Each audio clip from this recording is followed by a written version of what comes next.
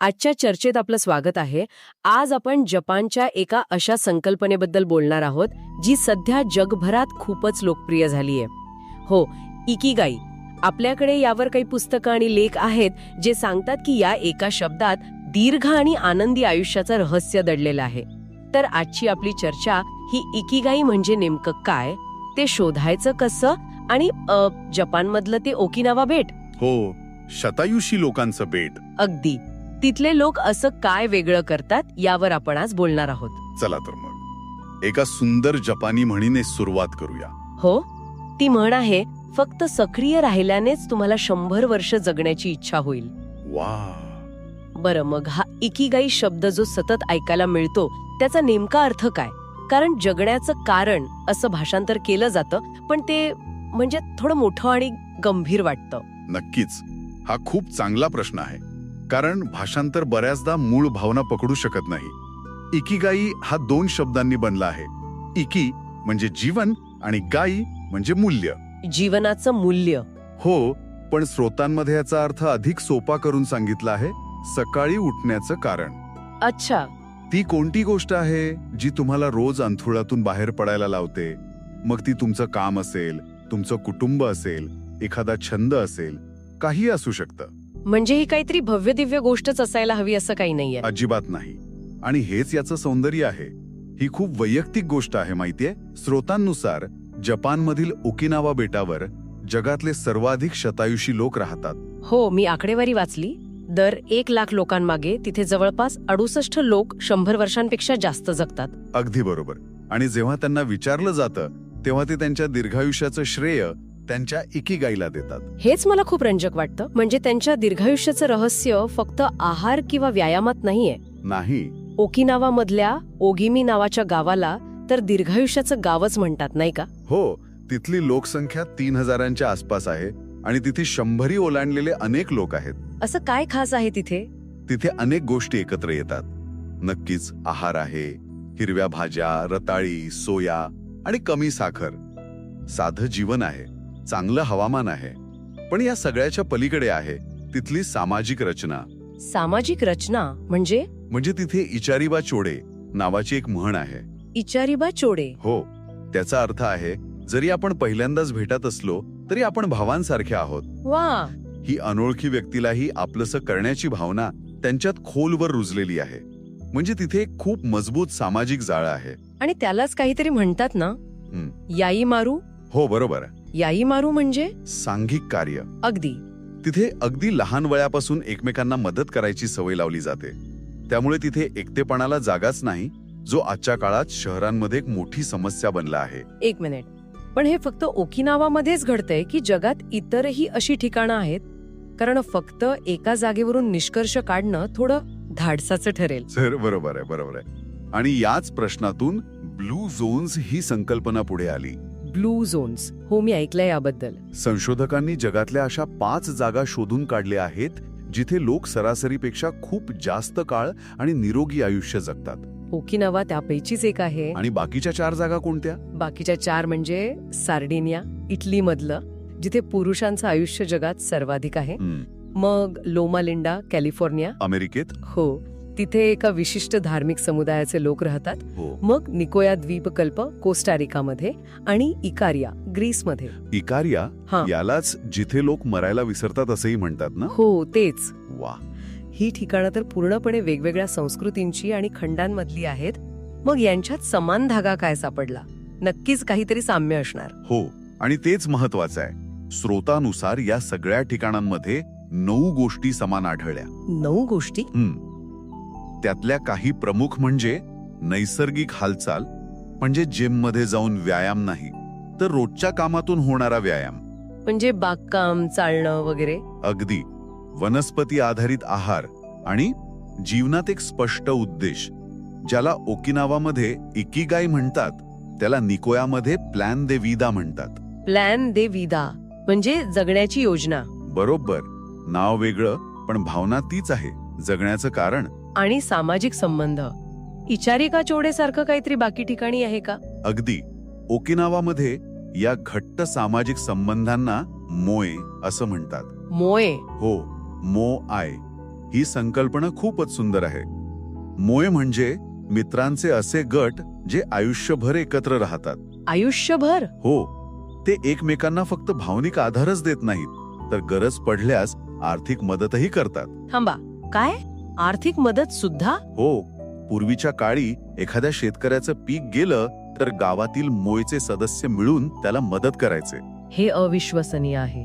आजच्या काळात जिथे आपण मित्रांकडून पैसे मागायला संकोच करतो, तिथे ही गोष्ट, हे आजही तितक्याच प्रभावीपणे चालतं का? हो, स्रोतानुसार आजही ओकिनावामध्ये हे मोई खूप सक्रिय आहेत. काही मोई तर फक्त गप्पा मारायला किंवा खेळायला एकत्र येतात, पण त्यांना माहीत असतं की संकटकाळी हा गट माझ्या मागे उभा राहील. ही सुरक्षिततेची भावनाच तणाव कमी करण्यासाठी खूप महत्वाची ठरत असेल. अगदी बरोबर. हे खरंच अविश्वसनीय आहे. या सगळ्या सवयींमध्ये खाण्याबद्दलचा एक नियम स्रोतांमध्ये सांगितला आहे, ज्याबद्दल मला थोडी शंका वाटते. तो 80% नियम. हारा हाचिबू. हो, तोच. म्हणजे आपलं पोट फक्त 80%च भरा. हे ऐकायला खूप सोपं वाटतं, पण आपल्या आजच्या ऑल यू कॅन ईट किंवा फूडी संस्कृतीत हे प्रत्यक्षात आणणं जवळजवळ अशक्य आहे. बरोबर आहे तुमचा मुद्दा. स्वतःला थांबवण्यासाठी खूप मानसिक नियंत्रणाची गरज लागेल. हो ना? मग यावर मात कशी करायची याबद्दल स्रोतांमध्ये काही उपाय सांगितले आहेत का? काय आहे ना, ही कल्पना फक्त पचनापुरती मर्यादित नाही. आजच्या जगात जिथे प्रत्येक गोष्ट जास्तीत जास्त म्हणजे मॅक्झिमम मिळवण्यावर भर दिला जातो, जास्त पैसे, जास्त यश, जास्त मनोरंजन. अगदी तिथे हारा हाची बू हे एक प्रकारचं बंड आहे. हे आपल्याला शिकवतं की पुरेसं असण्यातच खरं समाधान आणि आरोग्य आहे. ओकिनावामधील लोक हे लहानपणापासून शिकतात. ते हळू जेवतात, अन्नाची चव घेतात आणि जेव्हा त्यांना वाटतं की आता भूक जवळजवळ शमली आहे तेव्हा ते थांबतात. पूर्ण पोट भरण्याची वाट पाहत नाहीत. नाही, यामागचं विज्ञान असं आहे की आपल्या पोटाकडून मेंदूपर्यंत पोट भरलं आहे हा संदेश पोहोचायला जवळपास 20 मिनिटं लागतात. आपण तोपर्यंत खात राहिलो तर गरजेपेक्षा जास्त खातो. अच्छा.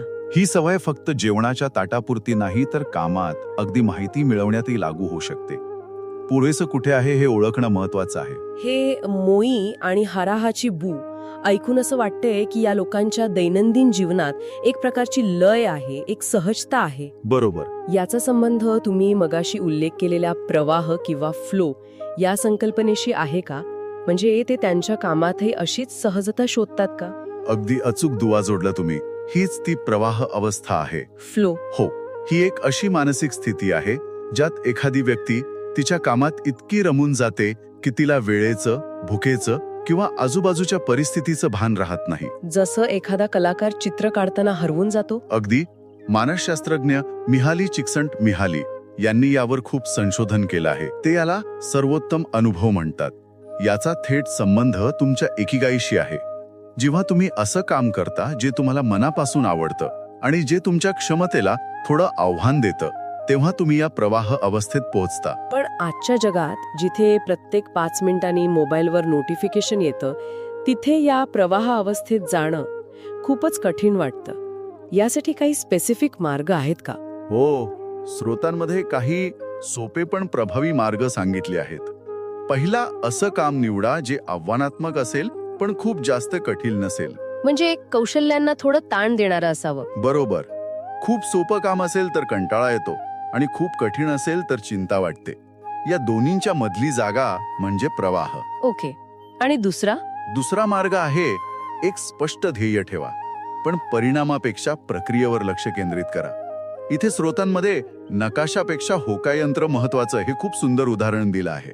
नकाशापेक्षा होकायंत्र महत्वाचं. हो, म्हणजे तुम्हाला कुठे जायचं हे माहीत असावं, पण प्रत्येक वळणाचा नकाशा तयार नसावा.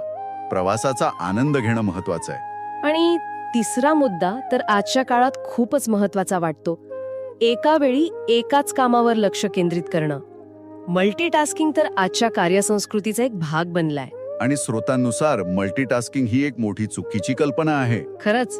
हो, आपण खरं तर एकाच वेळी अनेक कामं करत नाही, तर आपलं मेंदूचं लक्ष एका कामावरून दुसऱ्या कामावर वेगाने बदलत असतो. या प्रक्रियेत खूप ऊर्जा वाया जाते आणि आपली उत्पादन क्षमता कमी होते. अगदी. काही अभ्यासानुसार ती 60% कमी होऊ शकते. या उलट एकाच कामावर पूर्ण लक्ष दिल्यास प्रवाह अनुभवण्याची शक्यता वाढते. स्रोतांमध्ये या संदर्भात जपानमधील काही अप्रतिम उदाहरणं आहेत. ताकुमी म्हणजे कुशल कारागीर. हो, सुशी मास्टर जिरो ओनो, जे वयाच्या 90ीतही रोज सुशी बनवतात, किंवा जगप्रसिद्ध ॲनिमेटर हायाओ मियाजाकी. स्टुडिओ घिबलीचे. हो, हे लोक त्यांच्या कामात पूर्णपणे रमून जातात. मियाजाकी यांच्याबद्दल असं सांगितलं जातं की ते सुट्ट्यांमध्येही स्टुडिओत जाऊन फक्त चित्र काढत बसतात. म्हणजे त्यांच्यासाठी निवृत्ती हा शब्दच अस्तित्वात नाही. नाही, त्यांचं कामच त्यांची इकिगाई आहे. ते काम करत नाहीत, तर त्यांच्या आवडीचा, त्यांच्या इकिगाईचा पाठपुरावा करतात. हे ऐकायला खूप छान वाटतं, पण प्रत्येकालाच मियाजाकीसारखं काम करायला मिळत नाही. म्हणजे भांडी घासणं किंवा ऑफिसची काही ठराविक कंटाळवाणी कामं करताना प्रवाह कसा अनुभवायचा? हा, खूप व्यावहारिक प्रश्न आहे. आणि त्यासाठी मायक्रोफ्लो ही संकल्पना आहे. मायक्रोफ्लो. हो, म्हणजे रोजच्या साध्या कंटाळवाण्या कामांना एका विधीमध्ये किंवा छोट्या आव्हानामध्ये बदलून त्यात आनंद शोधणे. अच्छा. श्रोतांमध्ये बिल गेट्स यांचं उदाहरण दिलं आहे. ते रोज रात्री एका विशिष्ट क्रमाने भांडी घासतात. बिल गेट्स भांडी घासतात? हो, हे त्यांच्यासाठी एक प्रकारचं ध्यान आहे, जेणेकरून त्यांचं मन शांत होतं आणि दिवसाच्या तणावातून ते बाहेर येतात. अरे वा. म्हणजे पुढच्या वेळी भांडी घासताना कंटाळा आला तर लक्षात ठेवायचं की आपण जगातील सर्वात श्रीमंत व्यक्तीची सवय फॉलो करतोय. हो, कदाचित त्यातच यशाचं रहस्य असेल.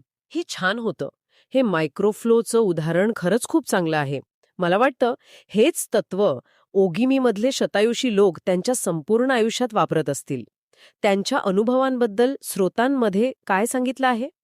त्यांचा सल्ला आश्चर्यकारकपणे साधा आणि जवळपास सारखाच आहे. त्यात कोणतेही रॉकेट सायन्स नाही. जपानच्या मिसाओ ओकावा, ज्या 117 वर्ष जगल्या. 117? हो, त्या म्हणाल्या, खा आणि झोपा आणि आराम करायला शिका, एवढंच. बस. हां, फ्रान्सच्या जीन कॅलमेंट, ज्या 122 वर्ष आणि 164 दिवस जगल्या, इतिहासातल्या सर्वात वयस्कर व्यक्ती. त्यांचं म्हणणं होतं, सर्व काही ठीक आहे. सर्व काही ठीक आहे. हो, त्यांचा स्वभाव खूप विनोदी आणि तणावमुक्त होता. आणि अमेरिकेचे वॉल्टर ब्रुनिंग, जे 114 वर्ष जगले, त्यांनी सल्ला दिला, तुमचं मन आणि शरीर व्यस्त ठेवा. बरोबर. या सगळ्यांच्या बोलण्यात एक समान धागा दिसतोय, साधेपणा आणि तणावमुक्त वृत्ती. हो, आजच्या वेलनेस इंडस्ट्रीच्या क्लिष्ट सल्ल्यांपेक्षा हे कितीतरी वेगळं आणि सोपं आहे. अगदी.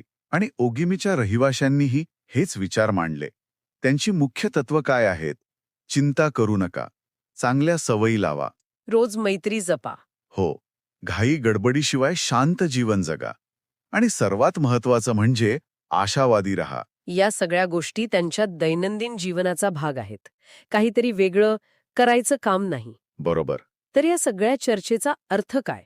असं दिसतंय की आपली इकिगाई शोधणं म्हणजे हिमालयात जाऊन तपश्चर्या करण्यासारखं नाही, किंवा एखादा मोठा शोध लावणं नाही. हो, तर ती एक जीवनशैली आणि मानसिकता घडवणं आहे.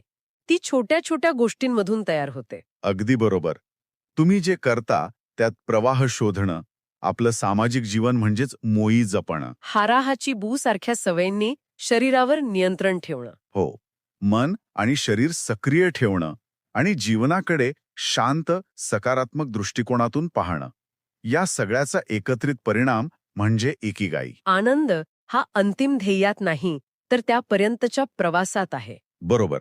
श्रोतांमधलं एक महत्वाचं वाक्य आहे, ध्येयापेक्षा विधी महत्वाचे. म्हणजे रोजच्या सवयी आणि प्रक्रिया या अंतिम निकालापेक्षा अधिक महत्वाच्या आहेत. खरंच. आणि श्रोतांमध्ये असंही म्हटलं आहे की ओकिनावाच्या भाषेत सेवानिवृत्ती यासाठी शब्दच नाही. हो, त्यांच्यासाठी असा शब्दच अस्तित्वात नाही, जो तुम्हाला जे आवडतं ते काम कायमचं सोडून देणं या अर्थाचा असेल. कल्पना ही आहे की जे आवडतं ते करत राहणं, जोपर्यंत आरोग्य साथ देईल. अगदी. आणि याच विचाराने आजच्या चर्चेचा शेवट करूया.